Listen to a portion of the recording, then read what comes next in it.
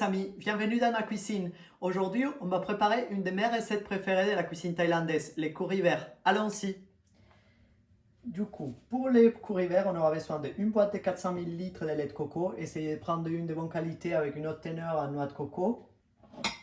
De la protéine de votre choix. Moi, j'ai choisi deux blancs de poulet coupés en dés, mais vous pouvez très bien les faire avec des crevettes ou des salades de calamar, ou même une option végétarienne avec juste du tofu et des légumes.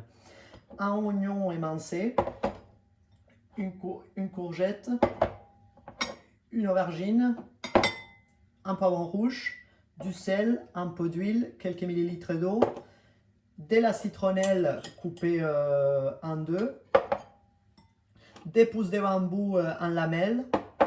Si vous aimez les piquants, des piments séchés pour agrémenter. De la hinomoto, ça c'est complètement optionnel, ça c'est une sel qui donne un goût umami ou un goût de fond de viande, moi j'adore ça, mais vous pouvez vous en passer si vous ne l'aimez pas trop. Et finalement, bien évidemment, de la pâte de curry vert que vous pouvez trouver facilement dans la partie internationale du supermarché ou dans des magasins spécialisés asiatiques.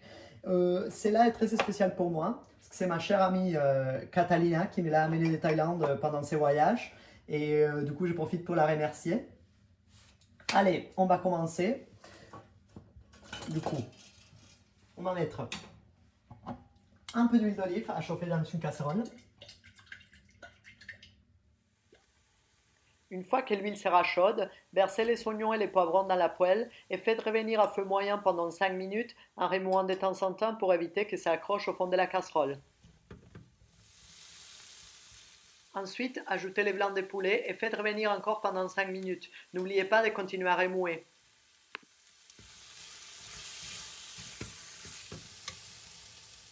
Pendant que le poulet est en train de cuire, dans une autre casserole à feu doux, faites bouillir le lait de coco avec l'eau et les bâtons de citronnelle coupés en 3.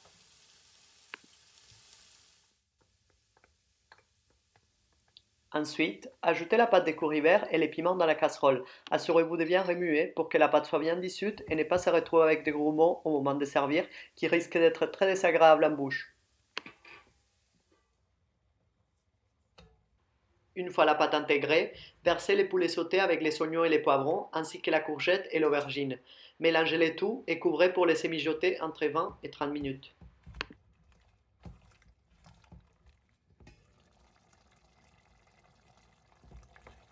Vers la fin de la cuisson, ajoutez les pousses de bambou et la Ajinomoto si vous en utilisez. Rectifiez aussi l'assaisonnement avant de servir.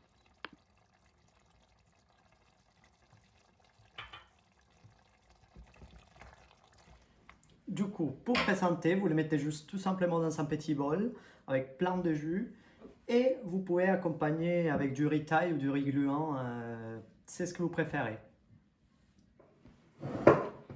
Ça y est, on passe à table. J'espère que vous avez aimé la recette. Franchement, si vous pourriez être ici pour sentir tous ces arômes qui sortent de cette petite assiette de curry, c'est vraiment quelque chose de magnifique. J'ai plus qu'à vous souhaiter une bon appétit. Et s'il vous plaît, faites la recette. Envoyez-moi vos photos, vos commentaires, vos suggestions. Vous trouverez la recette écrite sur Instagram et sur Facebook. Et je vous dis à la prochaine. Et surtout, n'oubliez pas, les curry fait maison, c'est chic.